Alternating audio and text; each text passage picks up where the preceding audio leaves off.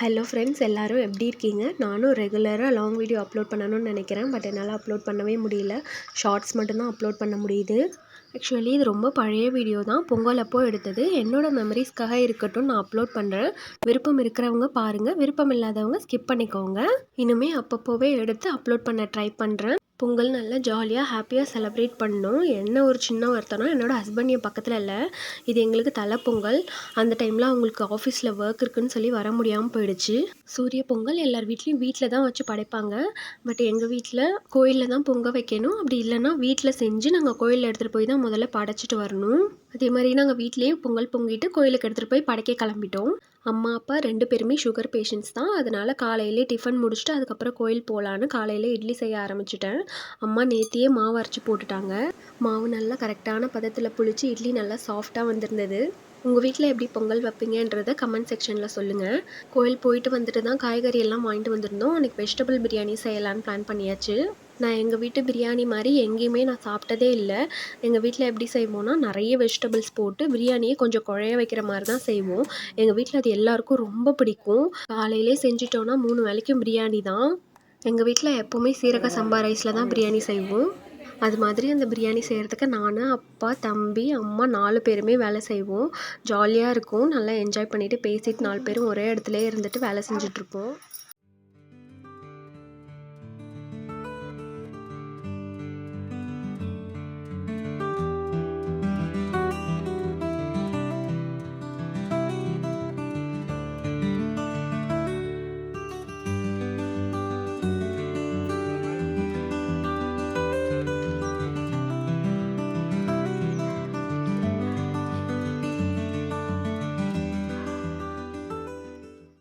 Evening ஆனவுடனே எங்கள் சாக்கியை walking கூப்பிட்டு போகணும். இல்லைனா அவன் எங்களை சும்மா விட மாட்டான்.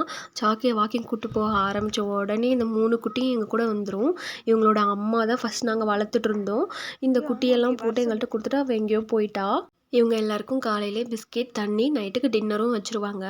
லன்ச் வைக்க முடியறதில்ல. அம்மா அப்பா வெளியில் ஒர்க் போயிடுறதால லன்ச் மட்டும் எங்களால் கொடுக்க முடியறதில்ல. 3 பேரும் எப்போதும் விளையாடிட்டு ரொம்ப துருதுருனே தான் இருப்பானுங்க. எங்கே சாக்கியை கூப்பிட்டு போனாலும் உடனே கூடயே வந்துடுவானுங்க. பார்க்க எல்லாம் ரொம்ப அழகாக இருக்கானுங்கல்ல. பார்க்க தான் ரொம்ப அழகு. பண்ணுற சேட்டையெல்லாம் தாங்கவே முடியாது. அவ்வளோ வாலு பண்ணுவானுங்க. இதுதான் சங்குப்பூ. எங்கள் வீட்டு காம்பவுண்ட்லேயே வளருது. இதில் அவ்வளோ ஹெல்த் பெனிஃபிட்ஸ் இருக்குன்றாங்க. டீ போட்டு குடிக்கலான்லாம் சொல்கிறாங்க.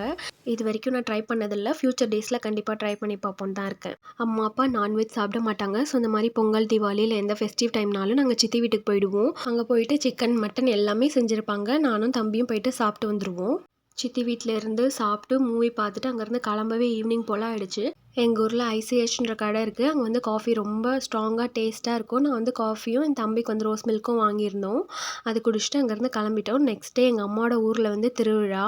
வருஷம் அந்த ஊரில் இருக்கிற மலை கோயில் திருவிழாவுக்கு எல்லோரும் கண்டிப்பாக போயிடுவோம்.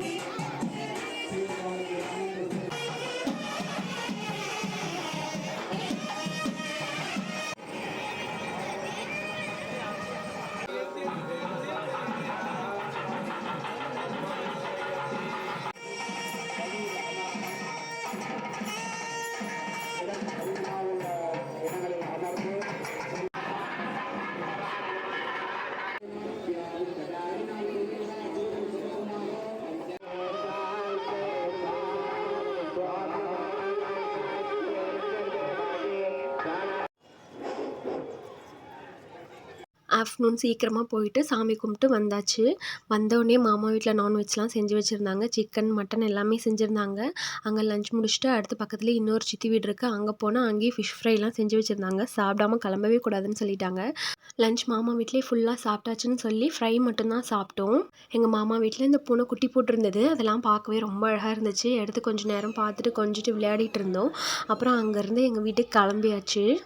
3 நாள் பொங்கலும் நல்லா செலிப்ரேட் பண்ணி முடிச்சாச்சு. நெக்ஸ்ட் டே வந்து சென்னை கிளம்பலான்னு பிளான் பண்ணிட்டோம். லஞ்சுக்கு ப்ரான் பிரியாணி, நாட்டுக்கோழி தொக்கும் தான் செஞ்சுருந்தோம். பிரியாணி நல்லா உதிரியாக சூப்பராக வந்திருந்தது. ரெசிபி வேணும்னா கமெண்ட் செக்ஷனில் கேளுங்க, கண்டிப்பாக அப்லோட் பண்ணுறேன். தொக்குமே கொஞ்சம் நிறைய தண்ணி ஆட் பண்ணாமல் கொஞ்சம் ட்ரையாக தான் செஞ்சுருந்தேன். அந்த மாதிரி தான் என் தம்பி கேட்டிருந்தான். ப்ரான் பிரியாணிக்கும் நாட்டுக்கோழி தொக்குக்கும் எக் வச்சுட்டு சாப்பிட்ட காம்பினேஷனே ரொம்ப சூப்பராக இருந்தது. நாங்கள் சாப்பிட்டு முடிச்ச அப்புறம் பிரியாணி, கறிலாம் கொஞ்சம் இருந்தது. அதை பேக் பண்ணி எடுத்துகிட்டு சென்னை கிளம்பிட்டோம். உங்களுக்கு எப்படி பொங்கல் போச்சுன்றதை கண்டிப்பாக மறக்காமல் கமெண்ட் செக்ஷனில் சொல்லுங்கள். நெக்ஸ்ட் வீடியோவில் பார்ப்போம். பாய்.